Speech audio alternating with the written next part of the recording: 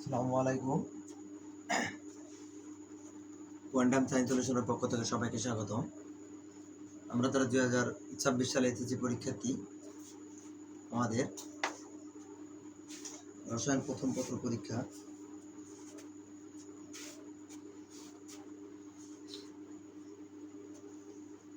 সেই পরীক্ষার জন্য আমাদের যে এমসিকিউ পড়তে হবে, যে এমসিকিউগুলো আমাদের খুবই গুরুত্বপূর্ণ এমসিকিউ, সেই এমসিকিউগুলো আমি তোমাদের পড়াবো আজকে।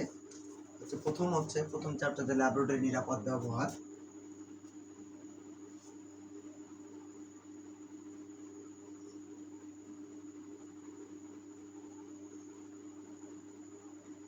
ল্যাবরেটরি নিরাপদ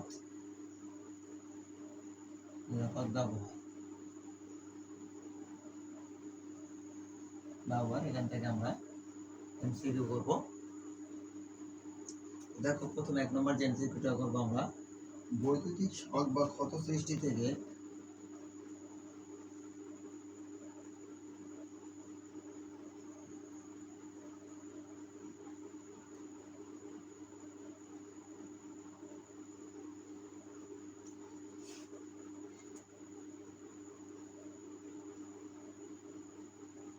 সুরক্ষার জন্য কোন গ্রহ ব্যবহার করা হয়?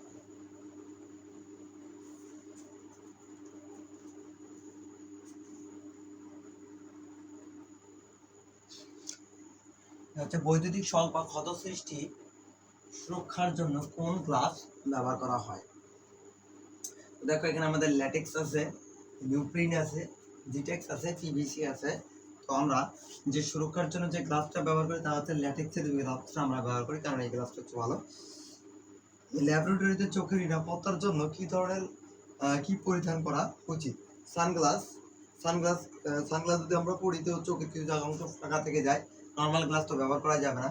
বোরোসিলিকেট গ্লাস না, তাহলে লিখতে হবে কি সেফটি গ্লাসটা আমাদের ব্যবহার করা উচিত।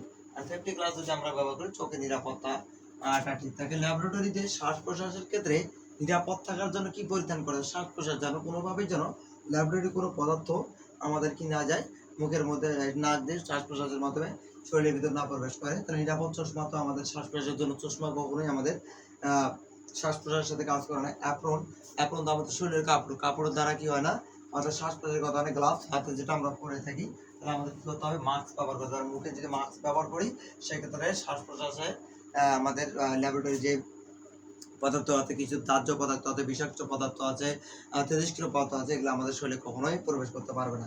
ল্যাবরেটরিতে কাজ করার সময় পায়ে কি পরা উচিত? দেখো, স্পঞ্জ, স্যান্ডেল, কাপড়ের জুতা এগুলো একটাও ব্যবহার করা যাবে না। কারণ এগুলো যদি ব্যবহার করি, কারণ এই স্যান্ডেল বা স্পঞ্জ বা কাপড়ের জুতার মধ্যে কি থাকে? ছিদ্র থাকে। এগুলো দ্বারা আমাদের কি হতে পারে যে আমাদের শরীরের মধ্যে যে আমরা যে পদার্থগুলো নিয়ে গবেষণা করব সেই পদার্থগুলো আমাদের শরীরের মধ্যে লেগে যেতে পারে। এতে আমাদের শরীরের ক্ষতি হতে পারে। এই জন্য আমরা স্পঞ্জ, স্যান্ডেল বা কাপড়ের জুতা পরবো না, চামড়ার জুতা পরবো। কারণ চামড়ার জুতাতে কোনো সূক্ষ্ম ছিদ্র থাকে না। স্পঞ্জ, স্যান্ডেল এগুলোতে কি থাকে? সূক্ষ্ম ছিদ্র থাকে, যে ছিদ্রের মাধ্যমে আমাদের শরীরে কি যেতে পারে? ওই তরল পদার্থগুলো লেগে যেতে পারে।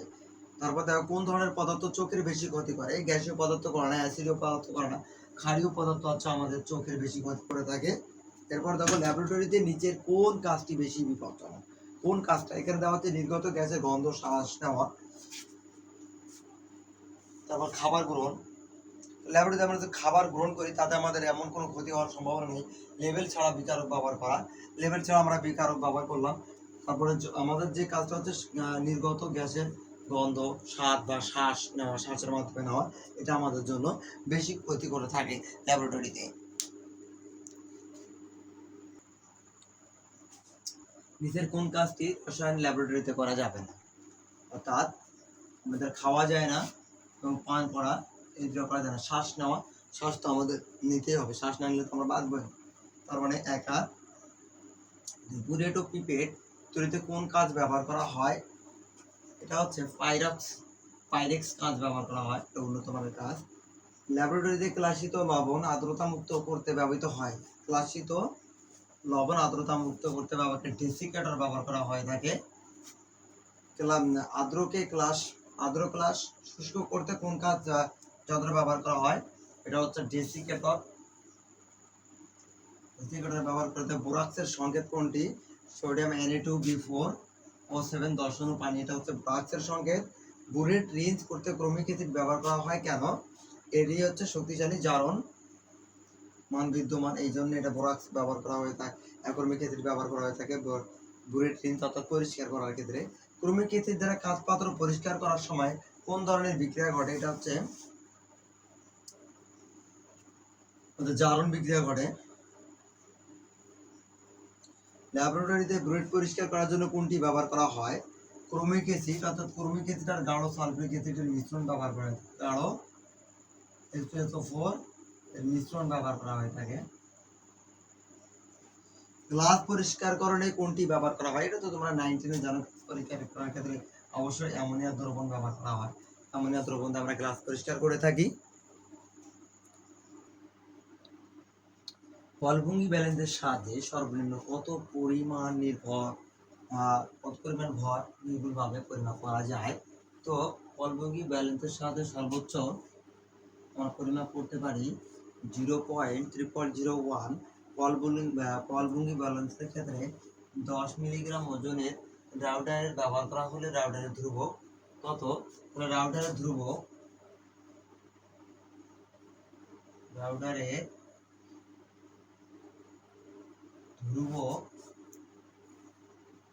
2 গুণন ভর নিচে দাগের সংখ্যা, দাগ সংখ্যা যত আছে, তাহলে না থাকলে এখানে আমাদের 100 ধরে নিব,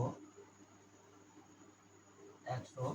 তাহলে এখানে হচ্ছে আমাদের দেখো তো এটা এদের 10 মিলিগ্রাম আছে, 2 গুণন 10 আমরা যদি 100 দ্বারা ভাগ করি এটাকে,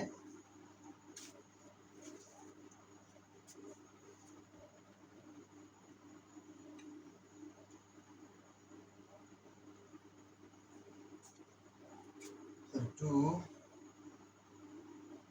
ভাগ হচ্ছে 100, 0.2। দেখো এখানে আমাদের 0.2 হবে না, কারণ এখানে এটা হচ্ছে কি মিলিগ্রামে আসতেছে, তাহলে এটা মিলিগ্রামকে গ্রাম পরিণত হয়। তো এখানে মানটা আসতেছে আমাদের 0.2 মিলিগ্রাম। 0.2 এর সাথে আমাদের 1000 ভাগ করে দিতে হবে। 1000 ভাগ করলে আমাদের 0.302 আসে।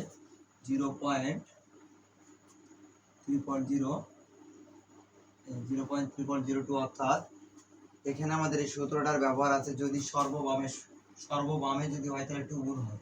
সর্ববামে কথা যদি লেখা থাকে, সর্ববামে এই কথা লাগলে 2 গুণ হয়, না হলে আমাদের শুধু এই অঙ্কটা হয়। দেখো 19 নম্বর অঙ্কটা থেকে বলভঙ্গি ব্যালেন্সের রাউটারের ভর 1 মিলিগ্রাম এবং বিমের দাগ সংখ্যা 100, মাঝখানে শূন্য হলে আমাদের কিন্তু 2 আর হবে না, 2 ভাগ হবে না, তাহলে আমাদের কি আসবে 1 ভাগ 100। তাহলে আমরা যদি 1 ভাগ 100 করি 0.01 আসে, 0.01। কিন্তু এটা আমাদের দেখো 0.01টা কিসে আসছে? এটা হলো মিলিগ্রামে আসছে, তাহলে এখানে আবার এখানে ভাগ করে দিতে হবে 1000 দ্বারা। কি দ্বারা ভাগ করতে হবে? ভাগ 1000। তাহলে আমাদের আসে এইটা হবে আমাদের অ্যান্সার 5টা 0। অর্থাৎ আমাদের কখনো করে দেখো, যখন আমাদের ডিমের দাগ মাঝে শূন্য যদি হয় তাহলে কিন্তু 2 গুণ করতে হয় না, সর্ববামে হলে 2 গুণ করতে হয়। এখানে দেখো এই যে বিমে 0 হচ্ছে সর্ববামে, বিমে যেহেতু সর্ববামে তাহলে আমাদের এখানে কি করতে হবে? 2 গুণ করতে হবে। এবং দেখো এখানে বিমে সর্ববামে শূন্য, মোট দাগের পরিমাণ 50, তাহলে আমাদের মোট দাগ হচ্ছে কত? 50। এবং আর ওই রাউটারের ভর হচ্ছে 10 গ্রাম, তাহলে এখানে আমাদের 10 গুণ হয়ে যাবে। দেখো এখানে একটু তফাৎ আছে, অবশ্যই এই অঙ্কটা তোমাদের আসার সম্ভাবনা খুবই বেশি। তো 20 ভাগ 50 0.4, এটা আমাদের কি আছে? 0.4 হচ্ছে মিলিগ্রাম। এটাকে আমাদের কি করতে হবে? 1000 দ্বারা ভাগ করতে হবে, ভাগ 1000। 0.304 গ্রাম, 0.304 গ্রাম।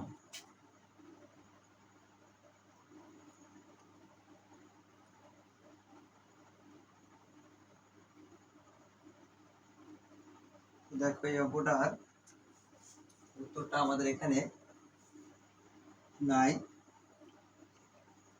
উত্তরটা হবে আমাদের 0.304, এটা হচ্ছে আমাদের অ্যান্সার। এরপর দেখো বুলেটের পর পর দুই দাগের মাঝে, দুই দাগের মাঝের পার্থক্য কত? দুই দাগের মাঝে পার্থক্য হচ্ছে 0.1, হচ্ছে আমাদের দুই দাগের মাঝে পার্থক্য।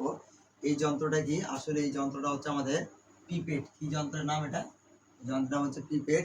টাইট্রেশনের তরলের আয়তন সূক্ষ্মভাবে পরিমাপের জন্য কোনটি ব্যবহার করা হয়? টাইট্রেশনের আয়তনটা মাপার জন্য সব থেকে বেশি ব্যবহার করা হয় বুরেট আর পিপেট। পিপেট বুরেটের সাহায্যে সর্বোচ্চ কত আয়তন পরিমাপ করা যায়? বুরেটের সাহায্যে সর্বোচ্চ আমরা পরিমাপ করতে পারি, আমরা বুলেটের সাহায্যে সর্বোচ্চ আমরা কত পরিমাপ করতে পারি? তো আমাদের বুলেটের সাহায্যে, আমরা যে বুলেটটা ব্যবহার করবো, বুলেটের সাহায্যে সর্বোচ্চ কত আয়তন? 0.1 সেন্টিমিটার কিউব পর্যন্ত পরিমাপ করতে পারি। এরপর দেখো আমাদের যে অঙ্কটা আছে সে অঙ্কটা আমাদের করতে হবে যে 0.212 গ্রাম সোডিয়াম কার্বনেটের 200 সেন্টিমিটার কিউব দ্রবণের শক্তি মাত্রা কত? তাহলে আমাদের শক্তি মাত্রার জন্য, শক্তি মাত্রা বলতে ঘনমাত্রা বের করতে বলতে আমাদের এই সূত্রের সাথে আমরা সবাই পরিচিত, W = SMV বাই 1000। এই সূত্রের সাথে আমরা সবাই পরিচিত। S = কি লিখতে হবে আগে? 1000 W বাই MV। তো এখানে আমাদের দেখো এখানে কি আছে? গ্রাম আছে, W পরিমাণ দেওয়া আছে। তাহলে আমাদের এখানে আমরা লিখতে পারি 1000 গুণন W কত? 0.212 এম হচ্ছে আণবিক ভর, সোডিয়াম কার্বনেটের আণবিক ভর সোডিয়াম হচ্ছে 23 গুণন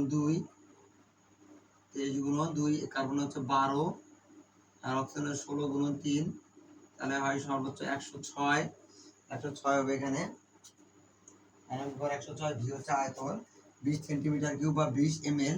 সবসময় এই অঙ্কটার ক্ষেত্রে আমাদের মিলিলিটারে অঙ্কটা করতে হয়।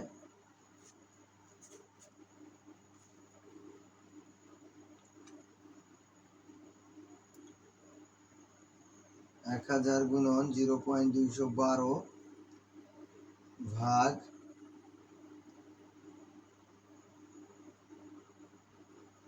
0.1, হচ্ছে আমাদের 0.1।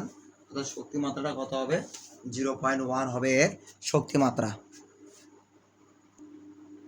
সব থেকে ইম্পর্টেন্ট টপিক হচ্ছে এই প্রাইমারি, সেকেন্ডারি এবং প্রাইমারি এই প্রশ্নটা।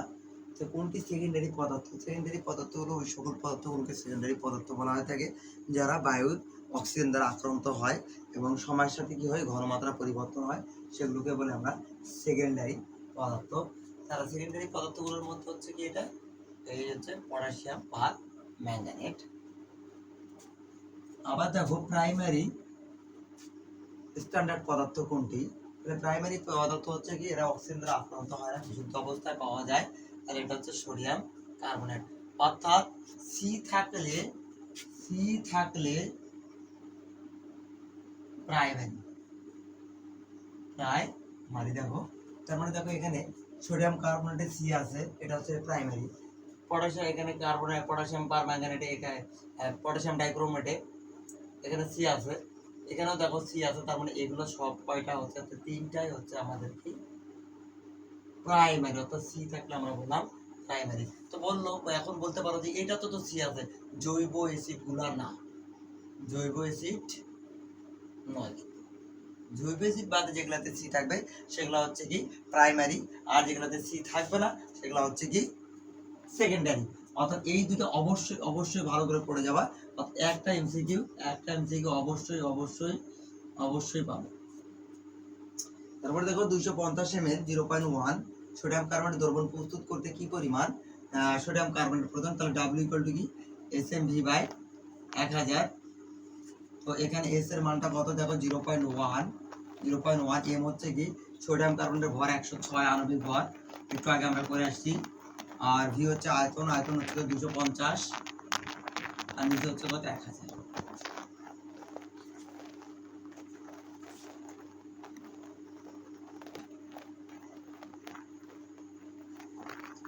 তাহলে 0.1 গুণন 106 গুণন 250 ভাগ হচ্ছে 1000, তাহলে 2.65 গ্রাম সেমি মাইক্রো অ্যানালিটিক্যাল পদ্ধতিতে H2S এর অর্থাৎ হাইড্রোজেন সালফাইডের পরিবর্তে কি ব্যবহার করা হয়ে থাকে CH3CSNH2।